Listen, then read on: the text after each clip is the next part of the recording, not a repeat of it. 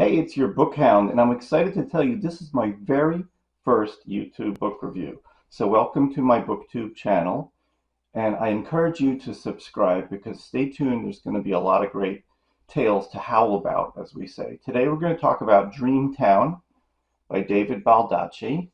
He's an author who really needs no introduction. He's one of the best-selling authors in the world. So Dreamtown is part of the Aloysius Archer series. If you're not familiar with it, Archer is a kind of a hard-boiled private eye in the Southern California area in the early 1950s. If you've read some of the earlier Archer books, you'd find he's a World War II veteran. He's had trouble with the law, but he's gone straight now, and he's kind of a tough guy with a sense of honor. He's got a code of honor. And so what you have in Dreamtown is sort of a noir mystery thriller set in Hollywood in 1953. So you can sort of imagine the aura of this book. Anyway, the story leads off in the New Year's Eve of 1953. Archer is in Hollywood with his friend, Liberty Callahan, who's a beautiful actress.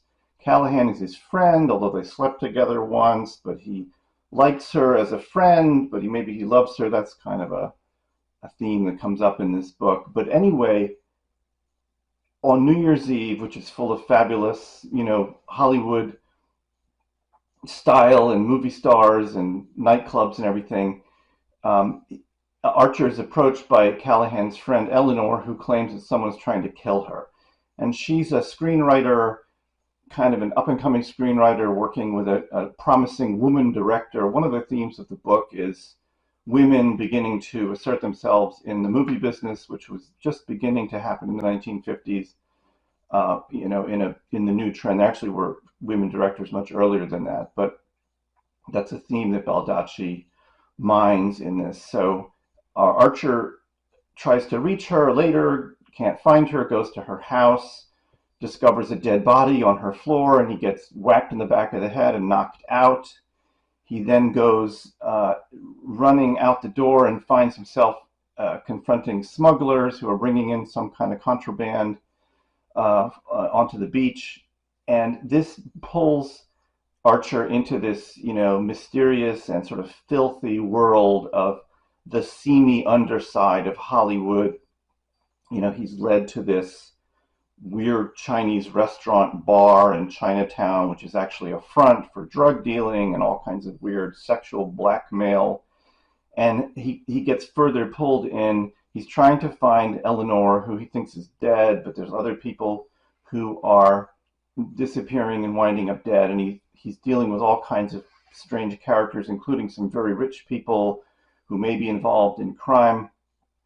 And so it's like any Baldacci book, it's a great read. I mean, I apply to Baldacci what I call my rule of 10, which is that even at his worst, Baldacci is at least 10 times better than almost everybody else writing today. It's the same rule I give to Michael Connelly and Lee Child and people like that, people who are really good, even when the book isn't quite as interesting as you want it to be.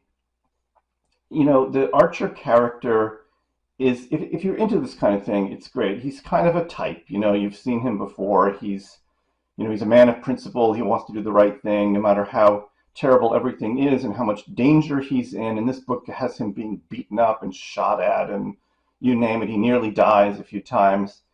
And it's very engaging, of course. Baldacci's great at getting you to turn the pages. He has a tendency towards over-plotting a little bit, but everything ties up nicely in the end.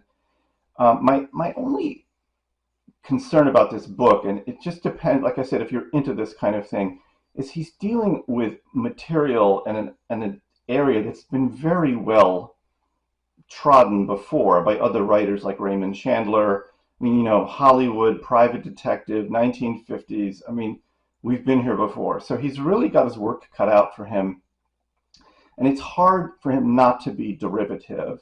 And I think almost to me at least, it verges into parody. Like it's almost like, I imagine Leslie Nielsen from The Naked Gun narrating this book, because a lot of that was a spoof on books like this.